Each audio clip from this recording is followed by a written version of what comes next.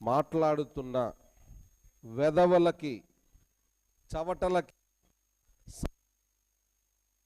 సమ్మలకి ఈరోజు కనువిప్పు కలగాలనేటువంటి ఉద్దేశంతో మేము ఈ ప్రెస్ మీట్ ఏర్పాటు చేయడం జరిగింది.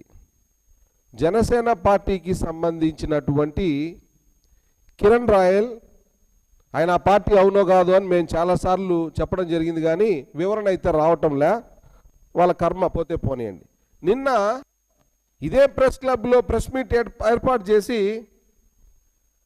మొత్తం భగవద్గీతకు సంబంధించి ఎలా ప్రింట్ చేస్తారు, ఇంత చిన్న బుక్కు ఎలా ప్రింట్ అవుతుంది, దానికి 50 కోట్లు ఎందుకు ఖర్చు అయ్యాయి అని చెప్పి భూమన కరుణాకర్ రెడ్డి గారు రాసినటువంటి ముందు మాటని వక్రీకరిస్తూ చేతిలో భగవద్గీతను పట్టుకొని నువ్వు మాట్లాడే భాష ఏంది, నోటుకొచ్చిన అవాకులు చవాకులు, ఇది భగవద్గీతకి ఇచ్చే గౌరవం ఇదేనా?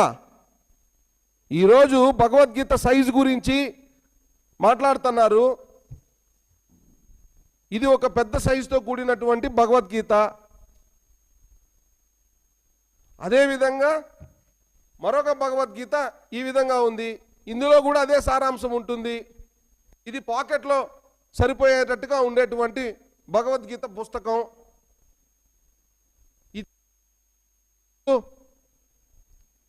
భగవద్గీత ఎంత పరిమాణంలో ఉండాలి అనేటువంటి విషయంలో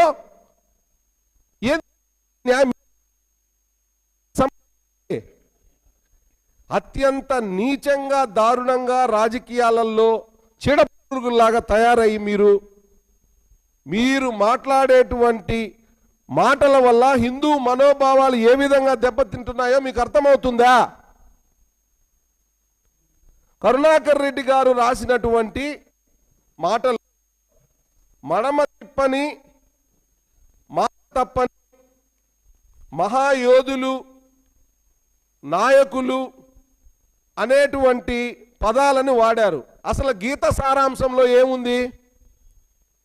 భగవద్గీతలోని 700 శ్లోకాలలో మానవుడు ఉత్తమమైన జీవితం ఏ విధంగా జీవించాలి అనేటువంటి విషయాన్ని పొందుపరచడం జరిగింది.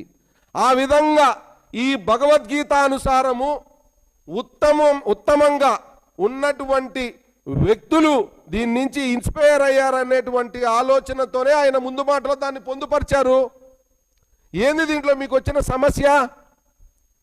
వాలంటీర్లకి 10,000 జీతం ఇస్తామని చెప్పేసి వాలంటీర్ వ్యవస్థని ఎత్తేయడాన్ని మాట నిలబెట్టుకోవడం అనరు. ఒకసారి నేను క్రైస్తవుణ్ణి అంటాడు పవన్ కళ్యాణ్ గారు, ఒకసారి నేను ముస్లిం మతాన్ని గౌరవిస్తాను అంటాడు, ఒకసారి నేను I'm an unapologetic Hindu Sanatani అంటాడు. ఈ విధంగా మాటలు మార్చే వారికి ఈ గీత సారాంశం అర్థం కాకపోవచ్చు,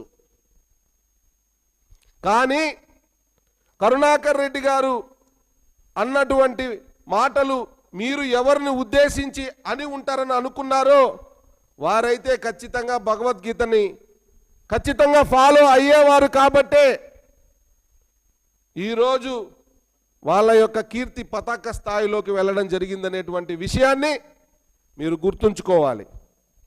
ఈ భగవద్గీత ప్రింట్ చేయడం ఏంది, భగవద్గీతలో ఏముంది, దీన్ని చూస్తే మొకాన ఊస్తారని చెప్పినాడు ఇప్పుడున్న ప్రస్తుత టిటిడి చైర్మన్. ఈ భగవద్గీతలో ఏముందంటే, చైర్మన్ గారు మీకు తెలుగు వచ్చు కదా, మీరు తెలుగులో ఉన్నటువంటి విషయం మీకు అర్థం కావటం లేదా? సంస్కృత పదాలతో ఉండినటువంటి భగవద్గీత అత్యంత ఒక సాధారణమైనటువంటి తెలుగు మీడియం విద్యార్థి చదివితే అందులోని సారాంశం అర్థం చేసుకునే విధంగా తర్జుమా చేసి ఇవ్వబడిన భగవద్గీత ఇది.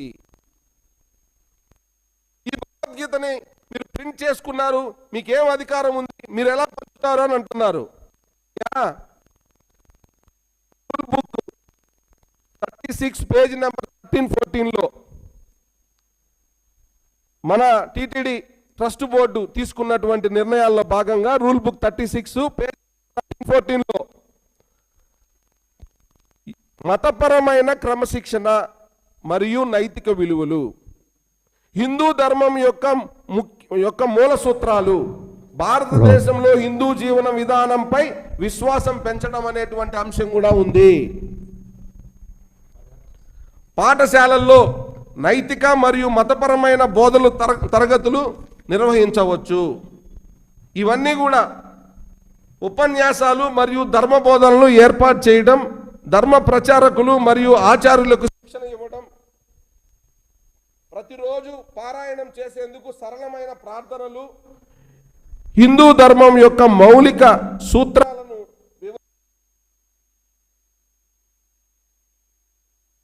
మరియు ఆధ్యాత్మిక కథలు పుస్తకాలలో భాగంగా పేజ్ నెంబర్ 14లో ఉన్నటువంటి అంశాలే ఇవన్నీ కూడా. దాని ప్రకారమే అప్పటి చైర్మన్ కరుణాకర్ రెడ్డి గారు, అదేవిధంగా మన ధర్మారెడ్డి గారు దీన్ని విశ్వవ్యాప్తం చేశారు. అన్ని భాషల్లో, ప్రతి భాషలోనూ, అన్ని భాషల్లోనూ ప్రింట్ చేసుకునే అధికారం ఉంది, ప్రింట్ చేశారు. ఇదేమి ప్రైవేటు ప్రింటర్స్ చేసినటువంటి ప్రింట్ కాదు, ఇది హిందూ ధర్మ ప్రచార పరిషత్ తిరుమల తిరుపతి దేవస్థానం వాళ్ళు టీటీడీ ప్రెస్లో ప్రింట్ అయినటువంటి భగవద్గీత. దీంట్లో ఏముంది? దీన్ని చూస్తే ముఖాన ఉంచుతారంటారు. ఏముందయ్యా దీంట్లో? 700 శ్లోకాలు సరళతరమైన తెలుగు పదాలతో అర్థం ఉట్టిపడేలా ఉత్తమమైన జీవన విధానం, మనిషి ఎలా బ్రతకాలో తెలుసుకోవడానికి చాలా సింపుల్గా సరిపోయే విధంగా ఉంది ఇది. కారణం, ఈ భగవద్గీత ఎందుకు ఇవ్వాలన్నారు? ఒక హిందూ ఈ మాట మాట్లాడవచ్చా? ప్రతి క్రిస్టియన్ బైబిల్ పెట్టుకుంటాడు, బైబిల్ చదువుతాడు రోజు. ప్రతి ముస్లిము ఖురాన్ పట్టుకుంటాడు, ఖురాన్ చదువుతాడు. వాళ్ళకి మదరసాలని అవన్నీ కూడా ఉన్నాయి, బైబిల్ క్లాసెస్ అని చాలా ఉన్నాయి. కానీ ఇది మిత్తంగా ప్రతి హిందువు ఇంట్లో భగవద్గీత ఉందో లేదో అనుమానించే రోజులు వచ్చేసాయి. ఇక్కడ ఉన్న వాళ్ళందరూ కూడా మెజారిటీ సభ్యులు అందరూ హిందువులే. మరి మనం అందరము భగవద్గీతను పఠించామా? భగవద్గీత పఠనము వలన దాని యొక్క విలువలు విద్యార్థి దశలోకి చొప్పించబడితే ఆ ధర్మం విలువలతో మనిషి బ్రతుకుతాడు. తద్వారా నీతి వైపు ఏ విధంగా నిలబడాలి, మానవీయ విలువలతో ఎలా బ్రతకాలి అనేటువంటి విషయం అర్థమై అతను మత మార్పులు జోలికి కూడా పోడు అనేది ఒక ముఖ్యమైన అంశం ఇక్కడ. అంతటి గొప్ప నిర్ణయాన్ని చేస్తే ఈరోజు టీటీడీ మా గోడౌన్లో ఉన్నాయి, ఆ బుక్కులన్నీ వేస్ట్గా పడి ఉన్నాయంటే దాన్ని పంచాల్సిన బాధ్యత ఎవరిది? ప్రస్తుత చైర్మన్గా ఉన్నటువంటి మీ పాలక మండలిది కాదా? మరి ఎందుకు పంచలేకపోతున్నారు? హిందువులకు ఏమైనా జరిగితే, హిందుత్వానికి ఏమైనా జరిగితే, తిరుమలకి ఏమైనా జరిగితే కాపలా కుక్కలాగా ఉంటానని చెప్పారు కదా భానుప్రకాష్ రెడ్డి గారు. మరి ఇప్పుడు మీరు కాపలా గాయకుండా ఎక్కడికి వెళ్ళిపోయారు? మీకు కాపలా కాసే టైం లేదా ఇప్పుడు? బిఆర్ నాయుడు గారికి సంబంధించిన విషయం గ్యాగ్ ఆర్డర్ ఉంది కాబట్టి నేను మాట్లాడదలుచుకోలేదు. మరి ఆ అంశం మీద ఎందుకు స్పందించడం లేదు భానుప్రకాష్ రెడ్డి? హిందువులని తమ మనోభావాలను గౌరవిస్తూ భగవద్గీత సారాంశము నేర్పించాల్సిన బాధ్యత భానుప్రకాష్ రెడ్డి మీ పైన లేదా? మరి గోడౌన్లో ఎందుకు ఇవన్నీ ఉన్నాయి? బయటకు తీసి పంచరా విద్యార్థులకు వీటిని? ఇది మీ బాధ్యత కాదా? వాడ బడున్నాయి మాకు అడ్డంగా అని కేవలంగా మాట్లాడతారా? ఇదేనా మీకున్నటువంటి భక్తి? పుస్తకం యొక్క సైజ్ ఎంత ఉండాలనే దాని మీద కామెంటు, ఏం ఉండాలనే దాని మీద కామెంటు. మీరేదో పెద్ద సంస్కృత ఆచార్యుల్లాగా మొత్తం సంస్కృతాన్ని అంతా పట్టించేసి మీకు మాత్రమే అన్నీ తెలిసి ఎవరికి ఏం తెలియనట్టుగా మాట్లాడతారు. అసలు చదువుకున్న వాళ్ళు చేసేటువంటి ఆరోపణలు ఇదేనా? హిందువులు చేసేటువంటి ఆరోపణలు ఇవేనా? ఈ విధంగా ఉంటాయి ఆరోపణలు? కొంచెం కూడా సిగ్గు ఎగ్గు లేకుండా, మంచి మాట లేకుండా, మర్యాద లేకుండా ఏది పడితే అది రాజకీయాలకి, కాదేదు అనర్హం కవిత కన్నట్టు ఈ యదవలకి కాదేదు రాజకీయానికి అనర్హం అనే స్థాయిలోకి దిగజారిపోయారు వీళ్ళు. కాబట్టి ఇంకొక మాట అన్నారు, భగవద్గీత ప్రింట్ చేయడంలో స్కామ్ జరిగిందంట. టీటీడీ ప్రెస్లో ప్రింట్ అయిన దాంట్లో స్కామ్ ఎట్ట జరుగుతుందో దానికి 50 కోట్లు ఖర్చు అయిందంటున్నారు. 50 కోట్లు ఖర్చు అయిన విషయం కనుక ఉంటే దాని మీద శ్వేతపత్రం విడుదల చేయాలని చెప్పి వైఎస్ఆర్ కాంగ్రెస్ పార్టీగా మేము డిమాండ్ చేస్తున్నాం. బిఆర్ నాయుడు గారిని పెట్టండి బయట ఆధారాలు. ఛాలెంజ్. మీ దగ్గర ఆధారాలు ఉంటే భగవద్గీత ప్రింట్ చేయడానికి 50 కోట్లు ఖర్చు అయ్యాయని, దానికి స్కామ్ జరిగిందని, దానికి బాధ్యులు మా నాయకులని మీ చేస్తున్న ఆరోపణలు నిరూపించాలని చెప్పి ఛాలెంజ్ విసురుతున్నా. ఏం పద్ధతి, ఏం మాటలు ఇవన్నీ? ఈ కూటమి ప్రభుత్వ పాలనలో నిజంగా టీటీడీ ప్రతిష్ట నానాటికి దిగజారుతుంది. కాబట్టి వీరు రాజకీయాల నుంచన్నా తప్పుకోవాలి, లేదా టీటీడీ నుంచన్నా తప్పుకోవాలని చెప్పి మేము డిమాండ్ చేస్తాం.